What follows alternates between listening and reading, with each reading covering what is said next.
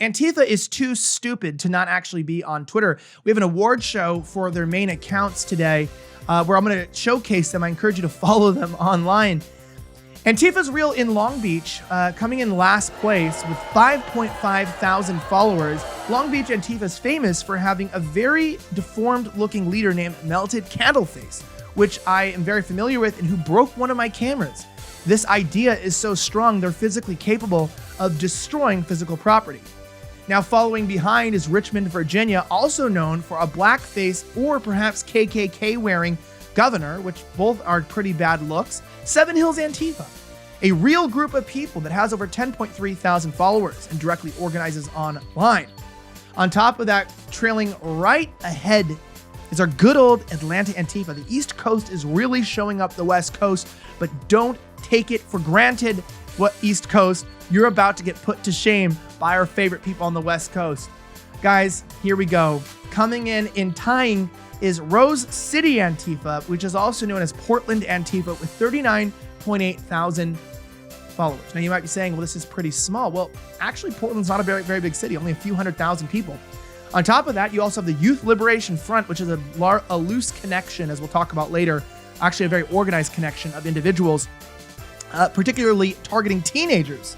This is to bring minors into this, because everyone knows that 17-year-olds make really good decisions. That's what the left said. That's why they loved what happened in Kenosha so much, right? They're really into 17-year-olds being armed out in public. Just take it from them. They have their own organization to get a giant group of anti-Kyles together every single weekend to smash, bash, and break.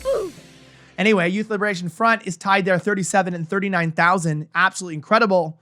But guys, if I can get a drum roll, we have another group that has smashed all of the fash, but also the anti-fash.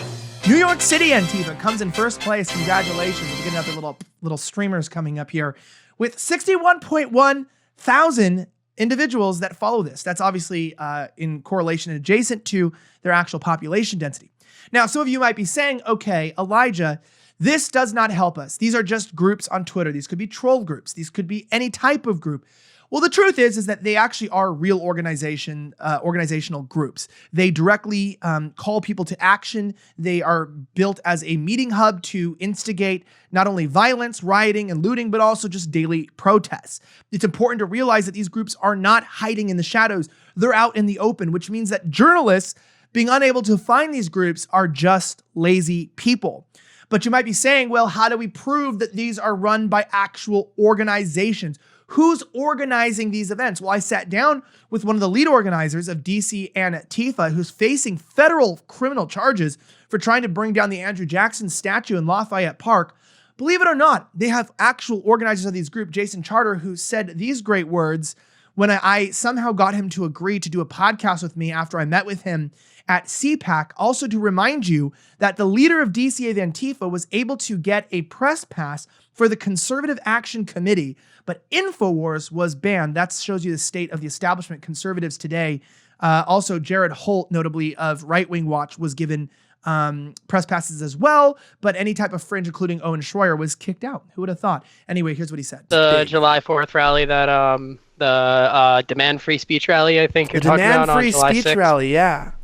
Yeah, I was there. Awesome. I was one of the organizers of All Out DC. Yeah, I was there. Awesome. I was one of the organizers of All Out DC. Ha! Gay! They also have subcommittee groups that are organized directly into providing not only medical supplies, but as we saw with riot ribs, food and supply chains, we have the Antifa snack van. These all have Patreons and Cash App and Venmo and ways to give to the groups. But on top of that, you can also see this too. Like, these aren't just random people. Look at how organized this cart is of medical supplies. I mean, these people have really come together, and they have shown us time and time again that they are not just random individuals. They are groups of people that are organized towards a common goal.